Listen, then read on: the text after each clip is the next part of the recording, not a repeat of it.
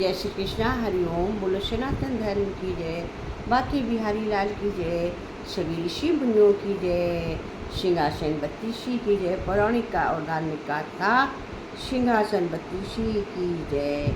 अब सिंहासन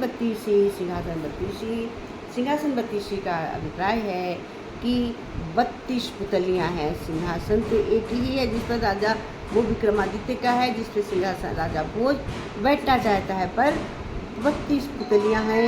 वो प्रतिदिन आती हैं और राजा भोज से पूछती हैं कि जैसी मेरे राजा विक्रमादित्य ने वह काम किया है, अगर वैसा काम आपने भी किया है तो आप सिंहासन पर बैठ सकते हैं, वरना नहीं। यही सिंहासन बत्तीसी का अभिप्राय है कि 32 पुतलियाँ राजा भोज से प्रश्न करेंगी कि अगर तुमने भी राजा विक्रमादित्य जैसे गुण है तो तुम बैठ सकते हो, वरना नहीं। तो मेरी आध्यात्मिक, पौराणिक और धार्मिक कथा सुनने के लिए प्लीज़ हमारे चैनल पर बने रहिए और कथा को शुरू से अंत तक अवश्य देखें, जिसमें हमारी पौराणिक, आध्यात्मिक, प्राचीन कथाओं का आनंद आप प्राप्त कर सकें। जय श्री कृष्णा। भक्त शुरू करते हैं सिंहासन बत्तीसी की आठवीं पुतली पुष्पावती। पुष्पावती के पहले हमारी 7वीं पुतली थी कुमुद। तो 8वीं पुतली जानने के पहले छोटा सा बहुत सार में, बहुत ही छोटे में हम जान लेते हैं 7वीं पुतली कुमुद के बारे में, लेकिन इसके पहले क्या हुआ था। 7वीं पुतली कुमुद में ऐसा हुआ कि विक्रमादित्य हांडी गंगा जी के पास जाता है। लक्ष्मी जी गंगा जी के पास ले जाती हैं। लक्ष्मी जी प्रसन्न होकर विक्रमादित्य से कहती, दूध मांगना चाहो मांग लो। तो विक्रमादित्य ने कहा, माँ हमारे पास सब कुछ है, खाने के लिए तो केवल खाना चाहिए। हकीकत इसकी ये होती है कि एक स्त्री रोती होती है, रात का समय होता है, तो रात के समय स्त्री रोती है। तो विक्रमादित्य पूछते हैं, उसके पास जाकर कहते हैं, बहन क्यों रो रही हो। तो वो कहती है कि वो सिपाही समझती है, कहती है, सिपाही जी मेरा पति सूली पे लटका है, अगर कोई मेरी मदद कर दे तो मैं उसको खाना खिला दूँ। विक्रमादित्य उससे कहता है कि मुर्दा भी कहीं खाना खाता है।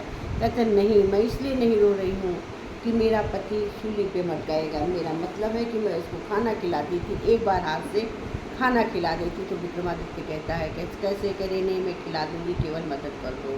कहता चलो बहन आगे न बढ़ना, मैं तेरी मदद कर देता हूँ। लेकर जाता है चौराहे तक जहाँ लटका होता है, उसको कंधे पे बैठाता है। कहता तुम इस पे चढ़ के खिला दो, तुम आसानी से तुम्हारा हाथ पहुँच जाएगा। वो एक बार खिलाती है तो जो कौर खिलाती है वो कौर नीचे गिरता है, उसमें से क्या होता है, ये मजबूरी जमारात होते हैं। देख कर विक्रमादित्य चकित हो जाता है। दूसरा कौर खिलाती है, सोने की गिन्नियाँ सर्फियाँ गिरने लगती हैं। तुरंत उस स्त्री को विक्रमादित्य कंधे से नीचे उतार कर खड़ा कर देता है और कहता है, बोलो तुम कौन हो। तो वो कहती है, मैं लक्ष्मी हूँ। कहते हैं तुम लक्ष्मी हो। तो फिर बोली विक्रमादित्य से कि तुम क्या, मैं तुमसे बहुत प्रसन्न हूँ, जो मांगना चाहो मांग लो। तो विक्रमादित्य कहता है कि नहीं, मैं कुछ नहीं मांगना चाहता। मैं लक्ष्मी, मेरे घर में आपने हमको सब प्रकार से संपूर्ण किया है, मैं सब प्रकार से भरा पूरा हूँ। खाने के लिए तो केवल अन्न चाहिए, खाना चाहिए। तो लक्ष्मी बहुत प्रसन्न होती हैं, कहती है चलो मैं तुमको अपनी बहन गंगा के पास लेकर चलती हूँ। और वो अपनी बहन गंगा जी के पास ले जाती है, गंगा जी को साथ सारा हाल बता देती हैं। गंगा प्रसन्न होती है, उसके एक हांडी देती है, कहती है जब भी जो भी चीज़ खाने के लिए ना चाहोगे, इसमें से तुरंत खाना बन के आ जाएगा। इसमें से एक बार में बनवाया हुआ तुम लाखों व्यक्तियों को खिला सकते हो। और विक्रमादित्य उस हांडी को लेकर प्रसन्नता से चल देता है। रास्ते में उनको एक ब्राह्मण मिलते हैं, वो कहते हैं बहुत भूखे हैं। जब कहते हैं बहुत भूखे हैं तो कहते क्या खाओगे। उससे उनको वो खाना बनाकर कहता मिठाई और पूरी खाऊंगा। तो मिठाई पूरी बोलते हैं, हांडी से मिठाई पूरी आती है और ब्राह्मण को खिला देते हैं। ब्राह्मण देवता तृप्त हो जाते हैं। तृप्त हो जाने के बाद में कहते हैं खाना तो खिलाया, मुझे दक्षिणा दो। कहते हैं दक्षिणा में क्या लोगे, विक्रमादित्य पूछते हैं। तो कहता है ब्राह्मण दक्षिणा में मैं ये हांडी लूँगा। विक्रमादित्य उसको हांडी दे देते हैं और हांडी देकर खाली हाथ चले जाते हैं। हांडी देकर खाली हाथ चले जाते हैं,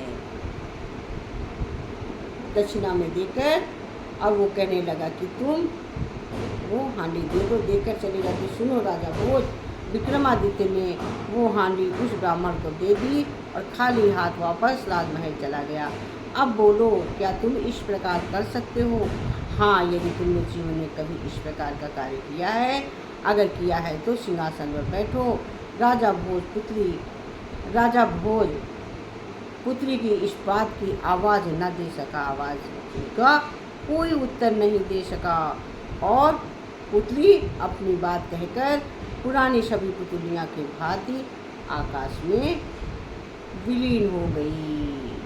जैसे चित्ररेखा, लीलावती, कामत कुमुद सभी रत्नमंजरी उड़ गई, उसी प्रकार विलीन हो गई। अब अपनी मेन पुतली सुनिए, जो विषय है अभी इस समय का।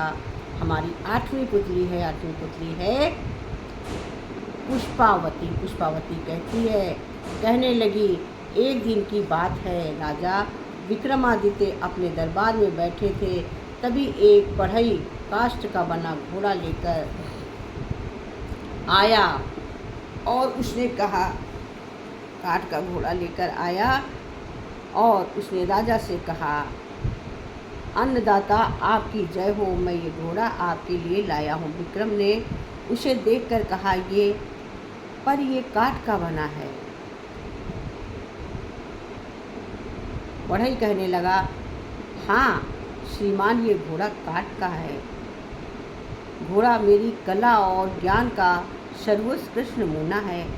ये घोड़ा आकाश में परम वेग से उड़ सकता है, आपको सादर समर्पित है। और राजा विक्रमादित्य ने बढ़ई को बहुमूल्य उपहार देकर घोड़ा अस्तबल से रखवा लिया।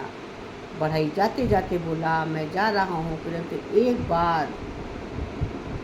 एक बात का ध्यान रखें कि इस घोड़े का वार बिल्कुल ना हारे, वरना ये बेकाबू ही हो जाएगा और सवार को उठाकर फेंक देगा काट का।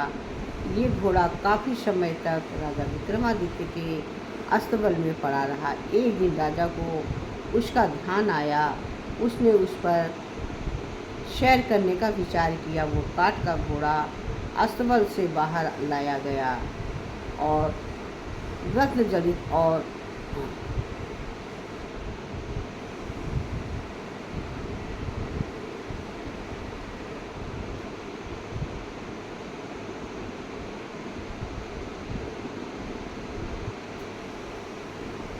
रत्नजड़ी जीन पर रख दी गई और राजा विक्रमादित्य उस पर सवार हो गया।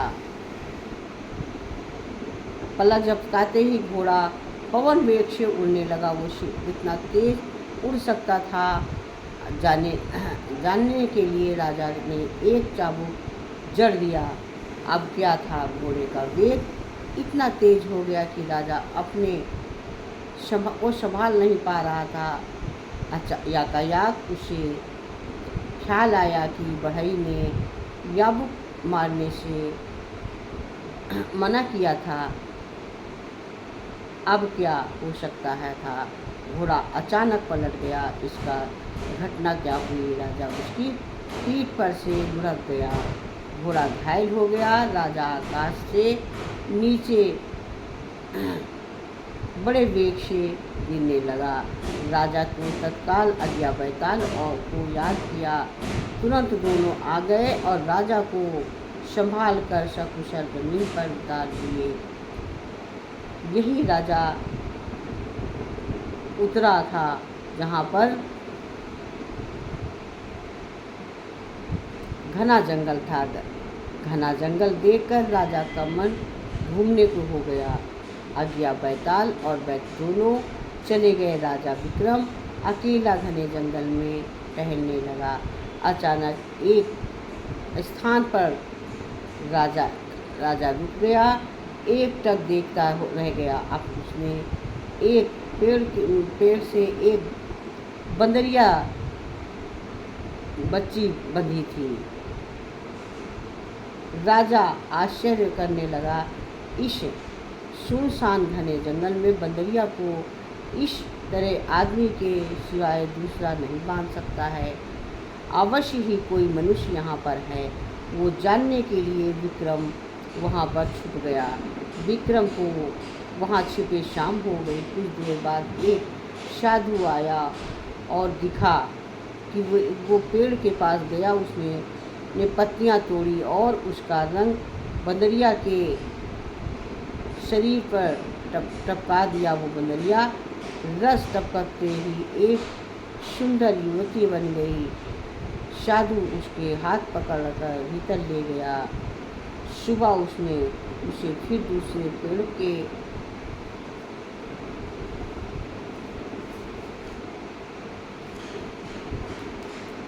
पत्तों का रस निकालते देखा। इस रस को निचोड़कर उसने युवती पर छिड़क कर ये फिर बंदरिया बन गई। तब साधु उसको बांधकर चलता बना। ये सारा चमत्कार विक्रम देखता रहा। साधु के जाने के बाद विक्रम ने वैसा ही कर बंदरिया को सुंदर युवती बना दिया। तो युवती ठिठक गई, बोली, आपने मुझे बंदरिया से ऐसा कैसे बना दिया? विक्रम बोला, हमें डरो मत, मेरा नाम विक्रम है, मैं कल से यही छिपा पड़ा हूँ। साधु सब करामात देख रहा हूँ। साधु को कहो तो तुमको फिर से बंदरिया बना दूँ। युवती घबरा कर बोली, नहीं नहीं, मुझे इस नरक से निकालो, मेरे माता पिता के पास पहुँचा दो। राजा ने पूछा, तुम कौन हो? युवती बोली, मैं अनंग देश की राजकुमारी हूँ। दुष्ट साधु मेरा अपहरण कर लाया है, रात दिन नरक में डाल रखा है, मेरा जीवन बर्बाद कर दिया है। हर रोज़ मुझे सताता है, बंदरिया बनाकर बांध कर चला जाता है। विक्रम बोला, डरो मत, मैं तुमको अंग देश पहुँचा दूंगा। विक्रम उसे अपने साथ लेकर चल पड़ा। कुछ ही दूर गया कि यकायाक धमाका हुआ और धुआं निकला। राजा और वो सुंदरी ठिठक गए। धुएं के बीच से वही साधु निकला।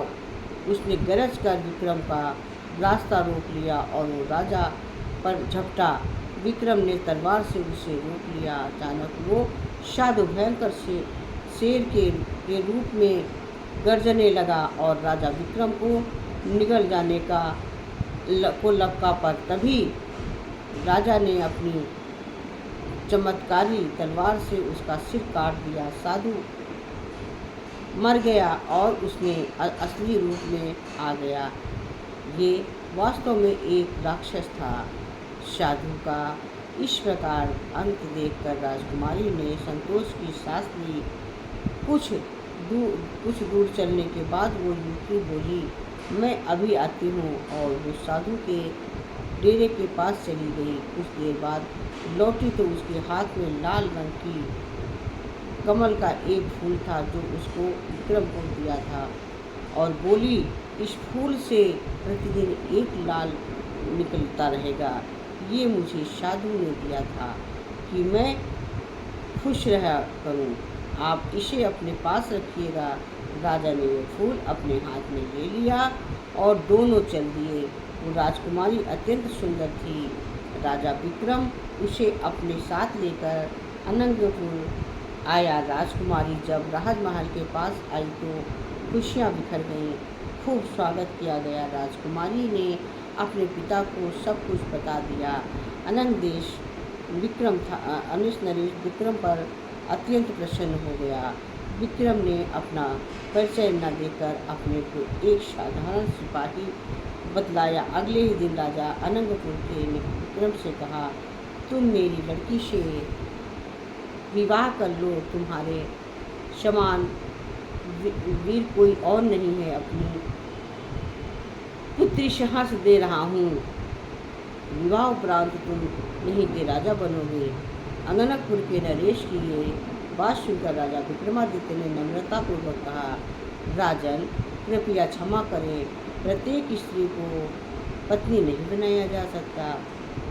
वो माँ और बहन भी है। आपकी कृपा के लिए धन्यवाद। मैंने कर्तव्य का पालन किया है। इसका मूल्य मैं नहीं लूँगा। अनंग नरेश को बड़ा आश्चर्य लगा। राजा विक्रम अनंग देश से वापस लौट आया। कई दिन बाद की राजा ने के बाद वो अब वापस अपने राज उज्जैन में आए। नगर प्रवेश करते ही समय एक बालक की नज़र कमल के फूल पर पड़ी। वो राजा विक्रम से उससे मांगने लगा तो राजा विक्रम ने वो फूल बालक को दे दिया। गरीब बालक फूल पाकर प्रसन्न हो गया और राजा विक्रम राजमहल में आ गए और राज्य का शासन भाग संभाल लिया।